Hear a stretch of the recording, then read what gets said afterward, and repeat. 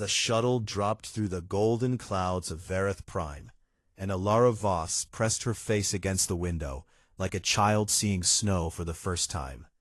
She was not a child, though. She was 24 years old, and she was the only human on a planet that did not want her. The capital city of the Varathi Empire spread below her like a forest made of light and glass and crystal towers that reached so high they seemed to scratch the belly of the sky itself. And between those towers flew ships shaped like birds with wings of liquid silver, and the streets below pulsed with bioluminescent patterns that shifted color with the moods of the millions who walked them. It was the most beautiful thing Alara had ever seen. The shuttle landed on a platform near the base of the Imperial Palace, and the doors hissed open, and the air hit her face, warm and sweet and electric with something she could not name. And she stepped out, carrying her single bag over one shoulder, her datapad tucked under her arm, and she stood there, small and pale and very, very human. The welcoming party was not welcome at all. Commander Sithari Kel stood at the front of a line of Varathi soldiers, and she was everything Alara was not. And she stood nearly 8 feet tall, with scales the color of deep emerald, and eyes like polished copper. And her uniform was crisp and decorated with metals that clinked softly when she moved, and she looked down at Alara the way someone might look at a stain on an expensive carpet.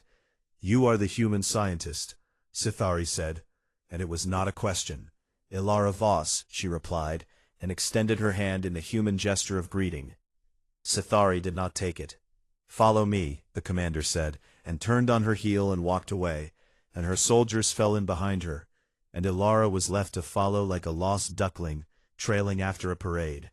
The hallways of the Imperial Palace were vast, and Alara felt like an ant walking through a cathedral, and the ceiling soared above her, carved with scenes of ancient Varathi conquests, and every figure in those carvings was tall and powerful and proud, and she noticed there were no humans anywhere in the history of these walls, and she supposed that made sense, because to the Varathi, humans were barely a footnote in the story of the galaxy.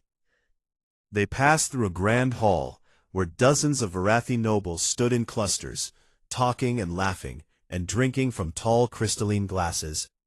And when Alara walked in, the noise dropped like someone had turned down the volume on the entire room, and every pair of copper and gold and silver eyes turned to look at her. She heard the whispers immediately. "That is the human. So small. Are we certain it is fully grown? I heard they have no psychic resonance at all, and that their minds are completely silent. How do they even think?" Alara kept walking, and she kept her chin up, and she kept moving, her face calm, even though her heart was beating so hard she could feel it in her throat. Sithari led her to a reception where she was supposed to present her research on cross-species biocommunication. Alara had spent months preparing for this moment, and she had practiced her presentation dozens of times. And she knew her work was good, and she knew it could help bridge the gap between human and Varathi understanding of animal cognition. She never got the chance to finish. She stood at the front of the room, and she began to speak, and her voice was steady and clear. And she talked about how different species across the galaxy used nonverbal signals to communicate trust and fear and affection. She was just getting to the interesting part about how predator species often had the most complex emotional signaling, when a Varathi noble in the third row stood up. He was enormous, even by Varathi standards, and his scales were a deep royal purple, which Alara knew meant he was from one of the oldest bloodlines, and he smiled with a mouthful of teeth that were not designed for smiling. "Forgive me," he said loudly enough for the whole room to hear, "but are we truly going to sit here and be lectured about animal behavior by a species that still keeps lesser creatures in their homes and calls them family?" The room erupted in laughter. Alara stood very still at the podium. "I believe the human word is pets," the noble continued, and he said it the way someone might say a word that was deeply embarrassing.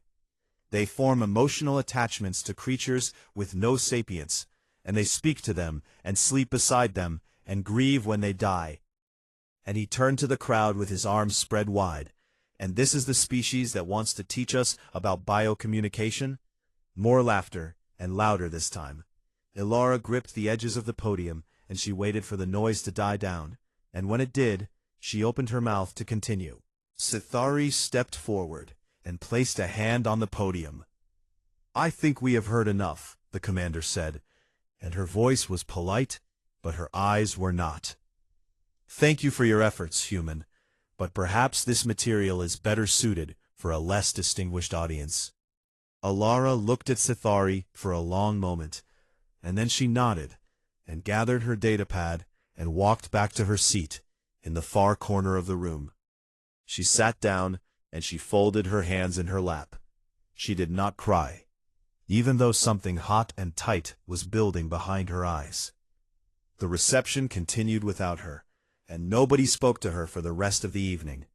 When it was over, Sithari led her to her quarters, which were in the servants' wing of the palace.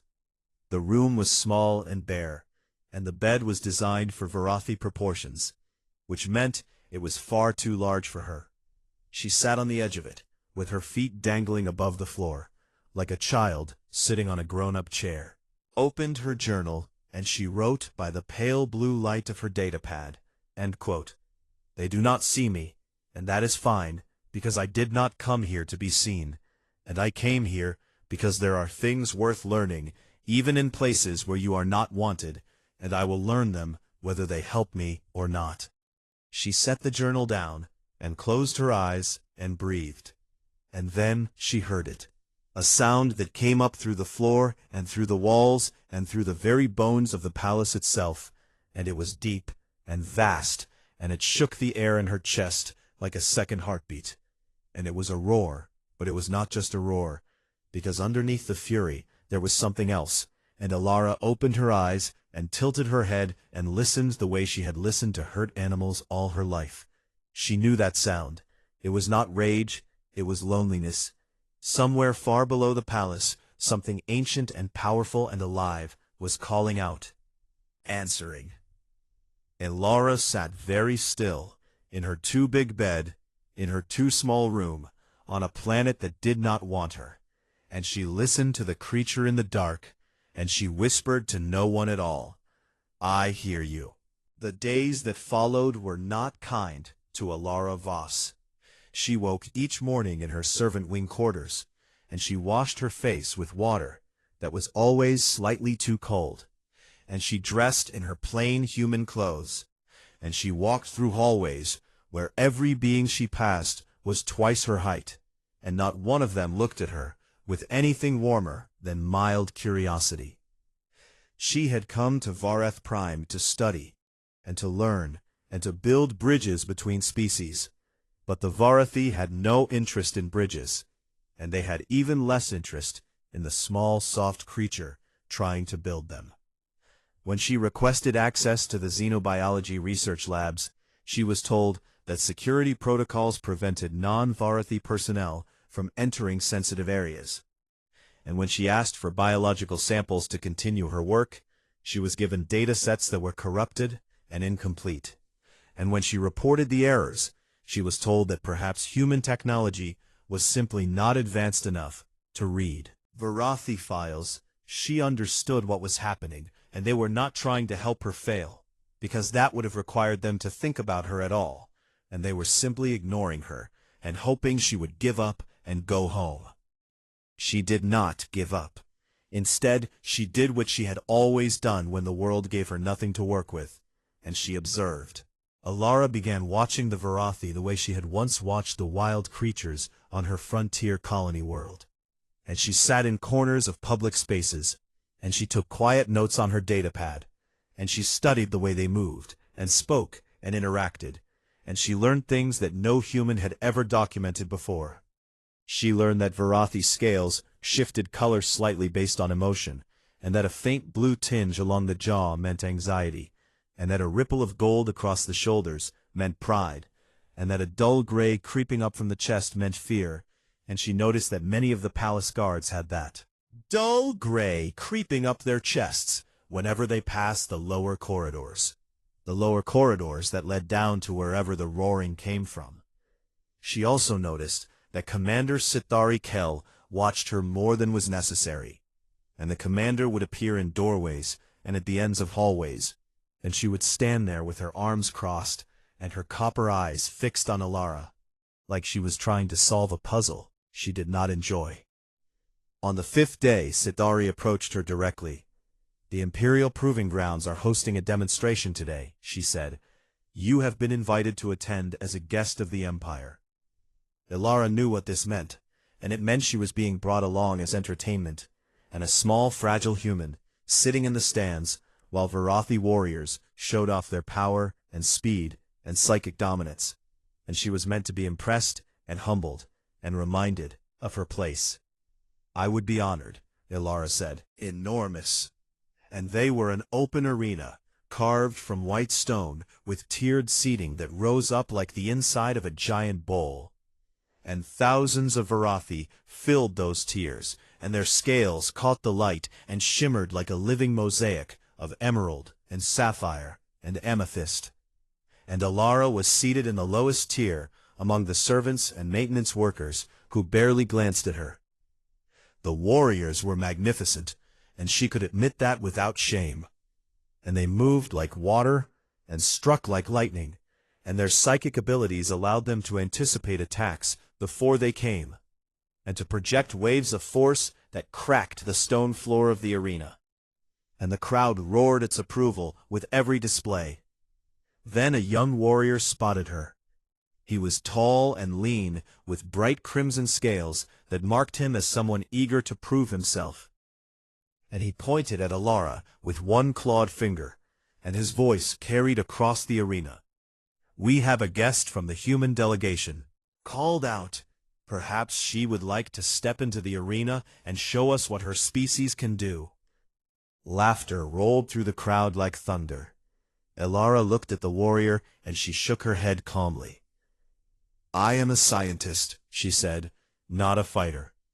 "Of course," the warrior said, and his grin was sharp and cruel. "Humans are not fighters, and they are not psychics, and they are not strong, and one wonders what exactly they are." "We are patient," Alara said. More laughter, but the warrior pressed on because the crowd was enjoying this. "Is that what you call it?" he said. "On Varath, we call it cowardice." Alara stood up, and the arena grew quieter, because there was something in the way she stood that did not match what they expected, and she was small, and she was soft, and she had no scales, and no claws, and no psychic resonance. But she stood like someone who had made a decision a long time ago about who she was and had never wavered from it. "Not about being the biggest thing in the room," she said, and her voice was not loud, but it carried in the sudden silence. "It is about being still when everything inside you says run."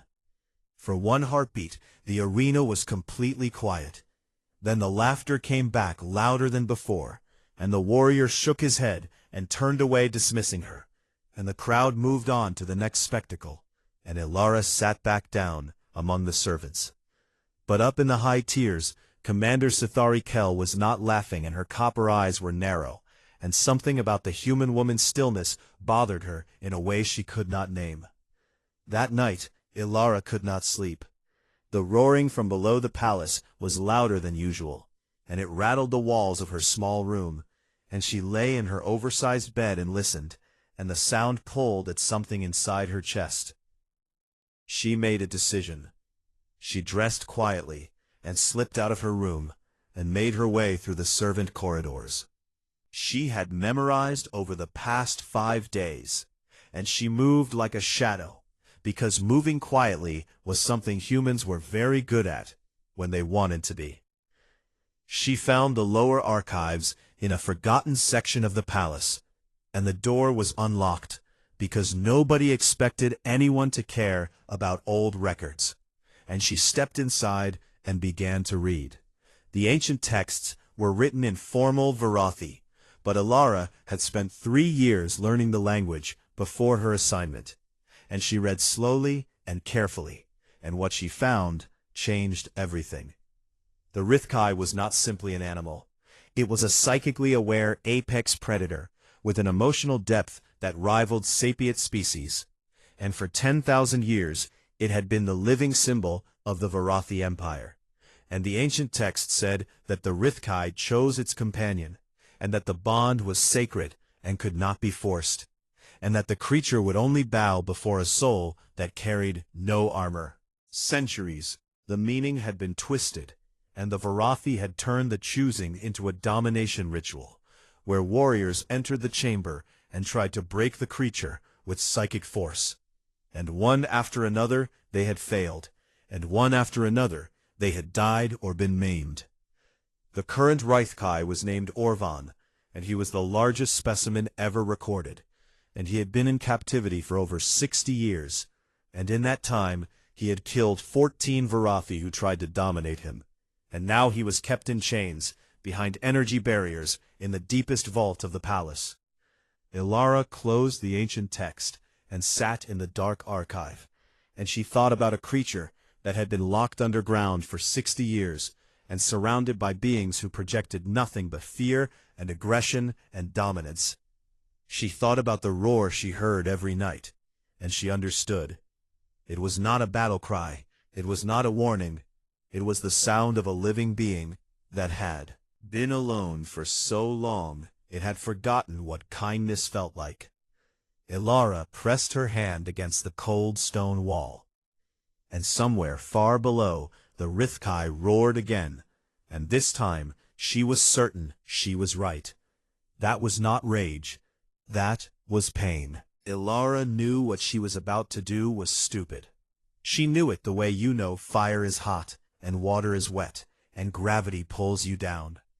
And she knew it in her bones and in her blood, and in the part of her brain that had kept humans alive for 200,000 years by screaming at them to stay away from large predators in the dark. She went anyway. The path down to the deep vaults was not on any map she had been given, because the Varathi did not want anyone going down there. And the only reason she knew the way was because she had spent 5 days watching the palace guards, and noting which corridors made their scales turn gray with fear, and which doors they avoided, and which stairwells they walked past a little too quickly. She followed the fear like a trail of breadcrumbs. The upper corridors were smooth and polished and lit with soft bioluminescent panels, but as she descended, the architecture changed, and the walls became rougher and older, grew dim, and the air turned cold and heavy, and she could feel a pressure building in her skull that was not physical. It was the psychic aura of the Rithkai, bleeding upward, through stone and metal, and it grew stronger with every step she took. By the time she reached the 3rd sublevel, her hands were shaking, and by the 4th her teeth were chattering, and by the 5th she could taste copper in her mouth, and she realized her nose was bleeding, and she wiped it with the back of her hand and kept going. The corridor narrowed, and the walls here were scarred with deep claw marks that had been gouged into alloy meant to withstand starship impacts, and the marks were old and layered, and they told a story of decades of fury and frustration. And Ilara ran her fingers along them as she walked, and she felt the depth of them, and she thought about the creature that had made them. She reached the final door. It was massive, and it was sealed with 3 separate locking mechanisms, and it should have been impossible for her to open. But the servants who maintained the vault had a simple override code that Ilara had watched one of them enter from across a hallway 2 days ago, and humans were very good at watching and remembering. The door opened, and she stepped through. The vault was enormous, and it stretched out before her like a cavern, and the ceiling was lost in darkness above, and the floor was smooth black stone, and at the center of the chamber, behind a shimmering wall of blue energy, stood Orvan. Ilara stopped breathing. He was bigger than anything she had prepared herself for, and the data files had said he was large, but they had not captured what large meant when it was standing in front of you, and alive and breathing, and watching you with 6 eyes that burned like molten gold.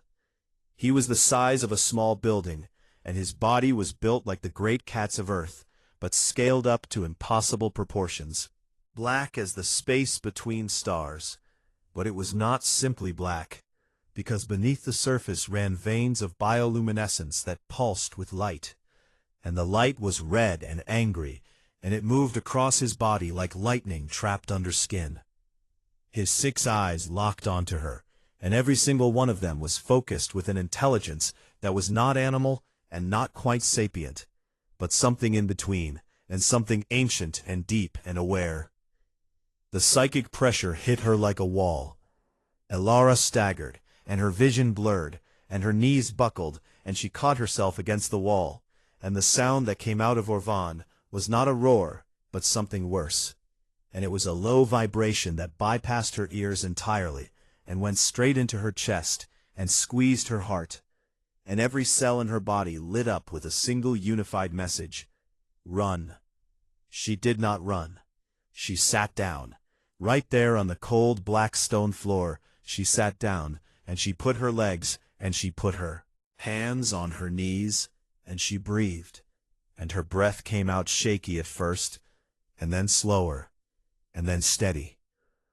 Orvan watched her, and he paced behind the energy barrier, and his massive paws struck the floor with enough force to send tremors through the stone. And his tail lashed, and his bioluminescent veins flared brighter, and the psychic pressure increased, and Elara felt blood drip from her nose onto her hands. She did not move. She thought about the animals she had cared for on her colony world, and she thought about the injured skyhawk she had found when she was 12, and how it had been so frightened and in so much pain that it had slashed her arm open with its talons. And she had bled, and she had cried, and she had stayed, and she had sat beside it for 6 hours until it stopped thrashing and looked at her and realized she was not going to hurt it. She thought about her mother, who had taught her that the bravest thing you could ever do was sit with someone else's pain and not try to fix it, and not try to control it, and just be there. Elara began to hum. It was a simple melody, and it was the lullaby her mother had hummed to her when she was small and frightened.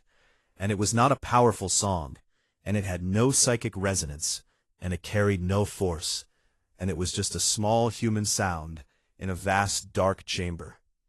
Orvan slammed against the energy barrier, and the whole vault shook, and Elara flinched, but she did not stop humming. He roared, and the sound was so loud it made her ears ring, and she tasted blood in her mouth, but she did not stop. He paced faster and faster, and his claws scored the floor, and his eyes blazed, and the red light under his skin pulsed like a racing heartbeat. And Elara sat, and she hummed, and she bled, and she stayed. 1 hour passed, then 2, then 3. Somewhere around the 4th hour, Orvan stopped pacing, and he stood on the far side of the barrier, and he looked at her. 6 golden eyes blinked, 1 pair at a time. Elara kept humming. He took a step toward the barrier, and then another, and the red light under his skin began to dim and shift, and something new crept in at the edges, and it was blue and soft, and it spread slowly across his massive body like dawn breaking over a dark horizon. He reached the barrier, and he was so close that Elara could see the texture of his fur, and the way it moved like something alive on its own. And she could see the intelligence in those 6 golden eyes. And it was not the cold, calculating intelligence of a predator. It was something warmer and older and sadder. Orvan lowered his head until his face was level with hers, and the energy barrier hummed between them. And he opened his mouth, and the sound that came out was not a roar. It was a purr, low and deep and rolling like distant thunder on a summer night, and it vibrated through the floor and up through Elara's bones. Beautiful, and the most heartbreaking sound she had ever heard, because it was the sound of a creature remembering what it felt like to not be afraid. Tears ran down Elara's face, and she did not wipe them away, and she lifted her hand slowly, and she pressed her palm flat against the energy barrier. Orvan pressed his enormous head against the other side. The barrier hummed between them, warm and blue and alive. And they stayed like that as the hours passed and the palace slept above them. And for the first time in 60 years, the creature in the deepest vault of the Varathi Empire was not alone. And for the first time, since she had arrived on this world that did not want her, Ilara Voss did not feel small. They found her at dawn. The security team came through the vault door with weapons drawn, and their scales were gray with terror, and they expected to find a corpse, or at least pieces of one, and instead they found a small human woman sitting cross-legged on the floor, with dried blood on her upper lip, and her palms still pressed against the energy barrier. And on the other side of that barrier, the most dangerous creature in the Varathi Empire was lying down, with his head resting as close to their hand as the barrier would allow. The guards did not know what to do with this, so they did what guards always do when they do not understand something, and they arrested her. They grabbed her roughly and hauled her to her feet and clamped magnetic restraints around her wrists, and one of them struck her across the face, which she did not move fast enough. And behind the barrier, Orvan surged to his feet and roared, and the sound was so violent and so full of rage that the guards stumbled backward, and one of them fell, and Ilara turned and looked at the Rithkai through the barrier. "It is okay," she said softly. "I will be okay." Orvan did not calm down, but he did not throw himself against the barrier either, and his 6 eyes stayed fixed on her as they dragged her away. And the last thing she heard before the vault door sealed behind her was a sound that was not a roar, but a cry, and it followed her up through the corridors like a ghost. They brought her to the imperial throne room. The room was a cathedral of power, and the ceiling rose hundreds of feet above, and massive columns of living crystal pulsed with the psychic energy of the court. And at the far end, on a throne carved from a single piece of black diamond, sat High Sovereign Khazrath Vel, and he was ancient and enormous, and his scales were the deep gold of old money and old blood, and his eyes were dark and cold and patient in the way that only truly powerful beings can be patient. Court was full. Word had spread fast, and every noble and commander and diplomat in the capital had come to see the human who had broken into the sacred vault, and the room buzzed with whispered outrage. And Ilara was marched down the center aisle in her restraints, with bruises forming on her arms, and dried blood still on her face, and she walked with her back straight and her head up, and she did not look at the floor. Khazrath Vel studied her for a long time before he spoke. "Do you understand what you have done?" he said, and his voice was deep and slow, and it filled the room without effort. "I visited a prisoner," Ilara said. The court erupted, and the noise was like a wave, and voices crashed over each other, shouting about blasphemy and desecration and the arrogance of humans. And Khazrath Vel raised one hand, and the silence that followed was instant and absolute. "The Rithkai is not a prisoner," he said. "It is the living heart of this empire, of Varathi supremacy, and you entered its sanctuary without permission and without authority, and this is a crime punishable by death." "With respect," Ilara said, "a sanctuary is a place of safety, and what I saw down there was not a sanctuary." Commander Scythari Kel stood among the officers at the side of the room, and she watched the humans speak to the High Sovereign without trembling and without begging, and she felt something shift inside her chest, and she did not like the feeling. The court demanded blood. Noble after noble stood and called for Ilara's execution, and some demanded that the entire human delegation be expelled, and others called for sanctions against humanity itself, and the air was thick with fury, and Ilara stood in the center of it all, and she waited. When they let her speak, she did not beg for her life. "Your sacred creature is alone," she said. "He has been alone for longer than I have been alive, and you worship him, and you chain him. Call him yours, but none of you have ever just sat with him, and none of you have ever asked what he needs. And you project your dominance, and your power, and your fear at him every single day, and then you wonder why he rages." She paused, and the room was silent. "I have no psychic power," she continued. "I cannot project anything, and I am small, and I am weak by your standards, and all I did was sit on the floor and hum a lullaby. And your unchained terror, your god of destruction, your sacred apex predator, laid down beside me and purred." The silence that followed was different from the ones before, and it was not the silence of shock or anger, and it was the silence of beings who were hearing something they did not want to hear. Khazrathvel leaned forward on his throne, and his dark eyes bored into Alara, and she met his gaze without flinching, which was something most Varathi could not do. "You are either very brave or very foolish," he said. "Are the same thing," Alara replied. Something moved behind the High Sovereign's eyes, and it might have been amusement, and it might have been respect. But whatever it was, he buried it quickly. "There is a tradition," he said, "that predates this palace, and this throne, and this empire itself. And when a being trespasses against the Rithkai, they are given to the Rithkai. And if the creature kills them, then justice is served. And if the creature spares them, then the gods have spoken." He paused. "You will be placed in the chamber with Orvan, and the barriers will be lowered, and what happens next will be his choice." The court murmured its approval, because they all knew what would happen, and Orvan had killed 14 Varathi warriors, who were bigger and stronger, and more psychically powerful than this tiny human girl.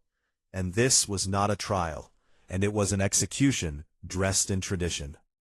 The broadcast was announced immediately, and within minutes, the signal went out. Across the empire and across the galaxy, and billions of beings tuned in to watch the human face the Rithkai. The human diplomatic corps received the news, and they panicked, and they sent urgent communications demanding intervention, but the Varathi blocked every channel and cited sovereign religious law, and there was nothing anyone could do. Alara was taken to a holding cell near the vault entrance, and she was given 1 hour before the sentence would be carried out. And she sat on the bench in that cell, and she was very quiet, and she was afraid, because she was human and humans feel fear. But she was not afraid for the reason everyone expected. She was not afraid of Orvan. She was afraid that the spectacle and the cameras and the crowd and the noise would frighten him, and that he would not be the creature she had sat with in the dark, and that he would be the cornered and terrified animal the Varathi had made him. She was afraid for him. Commander Sithari Kel came to the holding cell, and she stood outside the bars, and she looked at the human woman, and for the first time in her military career, she did not know what to say. "Why did you do it?" Sithari asked. "Because he was hurting," Alara said, "and I could hear it." "You could die in there." "I know." "Does that not frighten you?" Alara looked up at the commander, and her eyes were red from crying, but her voice was steady. "Everything frightens me," she said. "I am frightened all the time, and that is what your people do not understand about humans. We are not brave because we are fearless, and we are brave because we are terrified, and we do it anyway."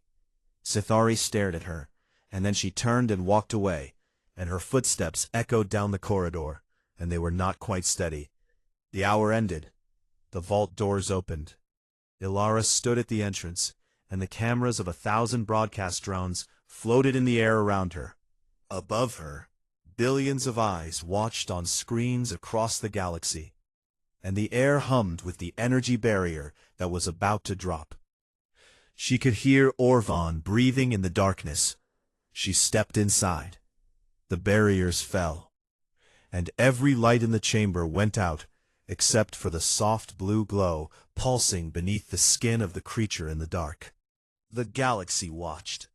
On Varath Prime, billions of Varathi stared at their screens, and on Earth, humans gripped the edges of their chairs, and on 100 other worlds, 100 other species leaned forward, because something was happening in a dark chamber beneath an alien palace, and nobody could look away. The broadcast drones cast pale light into the vault, and the chamber was vast and cold, and the floor was black stone, and at the center of it all stood Elara Voss. She was so small. That was what every viewer thought first, and she was so impossibly small, standing there in her plain human clothes, with her bruised arms and the dried blood still on her face. And the magnetic restraints had been removed, but the marks they left behind were red and raw on her wrists, and she stood in the middle of that enormous space, like a single candle flame in a cathedral. And then Orvan moved. He came out of the shadows, and the broadcast drones pulled back, because their proximity alarms triggered, and the creature that emerged was something out of a nightmare and something out of a myth, and he was larger than any recording had shown, because recordings could not capture the way the air itself seemed to bend around him. His fur was black and alive, with rivers of bioluminescent light, and the light was shifting between red and something darker, and his 6 eyes burned gold in the darkness, and each eye was larger than Elara's head. And his claws struck the stone floor, and each impact sent a tremor through the foundations of the palace above. And his mouth opened slightly, and the teeth there were not meant for eating, and they were meant for ending, and for destruction, and for fear. The psychic wave hit the broadcast feed, and even through screens, even through the distance of space, every psychically sensitive being in the galaxy felt it. And it was terror, and it was ancient, and it was vast. And on Verith Prime, viewers clutched their chests, and children cried. And soldiers who had fought in wars felt their hands shake. Elara's nose began to bleed. The monitors that tracked her vitals showed her heart rate spike to dangerous levels, and her blood pressure dropped, and her body shook. And she was a small, soft human, standing unprotected in front of a creature that could end her with a single movement of one massive paw. Orvan circled her. He moved slowly, and each step was deliberate, and his 6 eyes never left her, and the bioluminescent veins under his skin pulsed faster and brighter, and the red deepened, and the viewers across the galaxy saw a predator evaluating prey, and they waited for the killing blow. In the Imperial throne room, Kazrath Vel watched on a massive screen, and his face was stone, and his claws dug into the armrests of his throne. And beside him, his advisors were pale and silent. In the officers' quarters, Commander Scythari Kell stood alone in front of her personal screen, and her hands were clenched at her sides, and her scales had gone a color she had never seen on herself before. On Earth, in a small apartment on a frontier colony, a gray-haired woman, who had once taught her daughter to sit with frightened animals, pressed her hands together and whispered, "Please." Orvan completed his circle, and he stopped directly in front of Elara, and he was so close that his breath moved her hair, and his breath was hot, and it smelled like ozone and old stone. And he lowered his massive head until those 6 golden eyes were level with hers, and the psychic pressure was so intense that the broadcast drones closest to them shorted out and fell from the air like dead birds. Elara looked into those eyes, and tears ran down her face, and her body was shaking, and blood dripped from her nose, and she was terrified, and she did not hide it, because she had never believed that bravery meant hiding your fear. She spoke, and her voice was barely a whisper, but the remaining drones caught it. "Broadcast it to the galaxy." "Hey, big guy," she said. "I came back, and I told you I would." She lifted her hand, and it was trembling, and she held it out palm up and open, and offering nothing but herself. The galaxy held its breath. Orvan went still, and his 6 eyes fixed on her open hand, and the bioluminescent light under his skin stopped pulsing, and for one long, terrible, beautiful moment, everything was frozen. Then the light changed. It started at his chest, and it spread outward like a wave, and the angry red faded, and in its place came blue. And not just blue, but a blue so deep and so warm, it was like looking at the heart of a calm ocean. And it rolled across his body, from his chest, to his shoulders, to his legs, to the tip of his tail. And the red was gone, and there was only blue, and it was soft, and it was steady, and it was peaceful. Orvan lowered his head.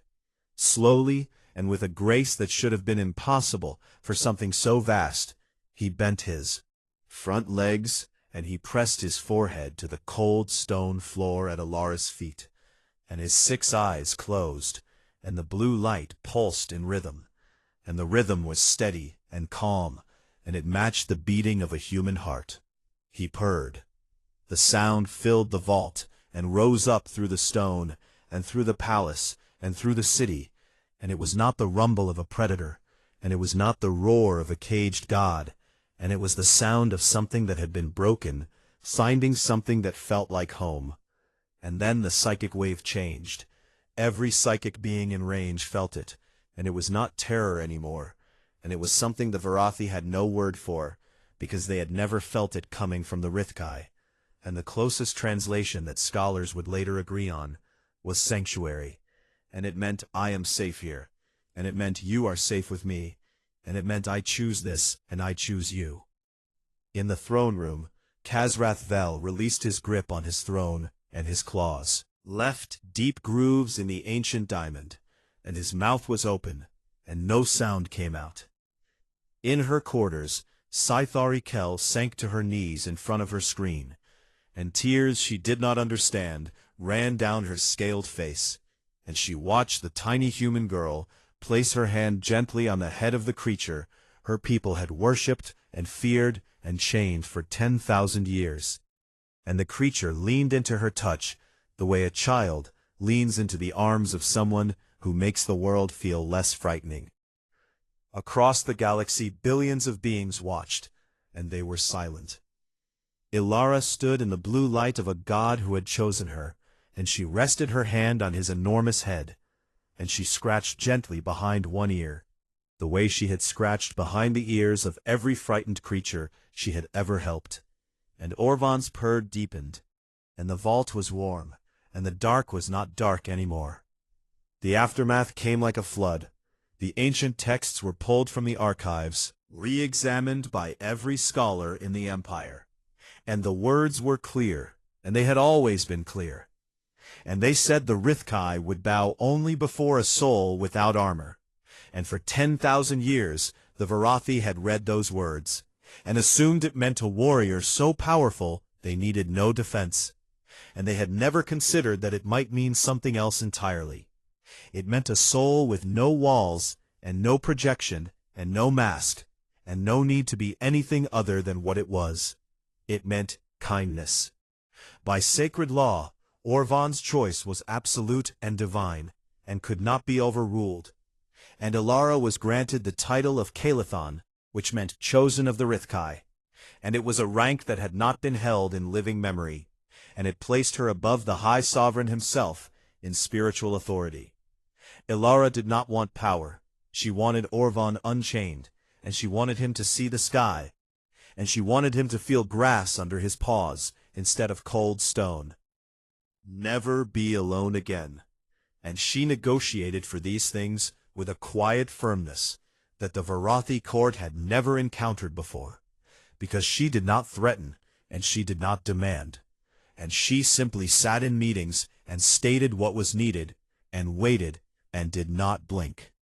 Orvan was moved to a garden built into the palace grounds, and it was open to the sky and filled with living things.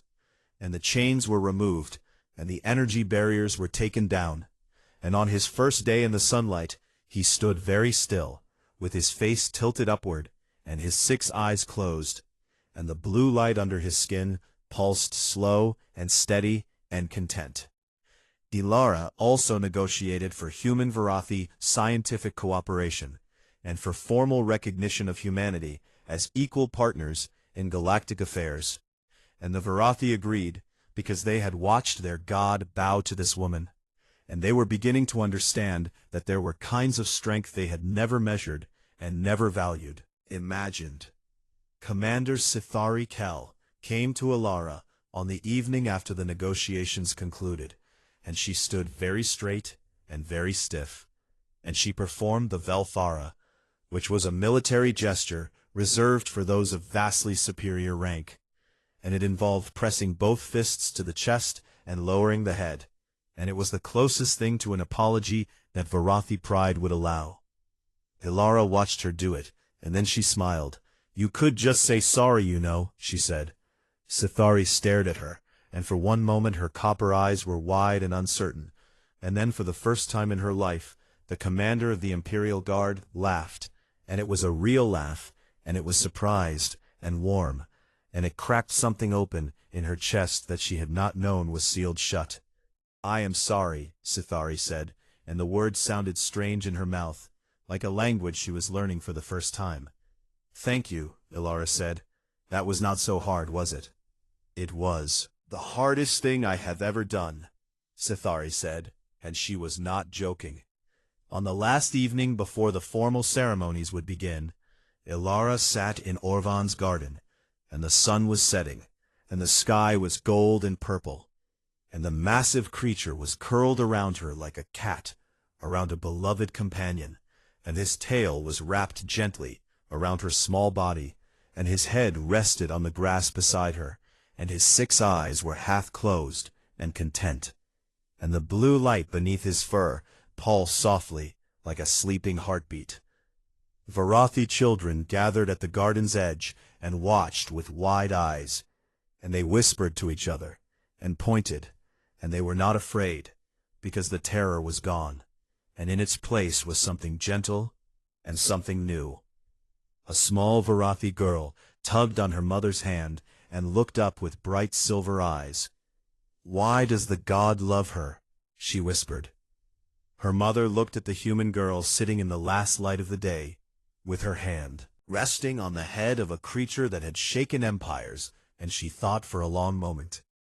"Because she was the first one who loved him first," she said. And in the garden, Ilara hummed her mother's lullaby, and Orvan purred, and the sound of them together rolled out across the palace grounds, like a promise, and like a beginning, and like the sound of something old and broken finally being made whole.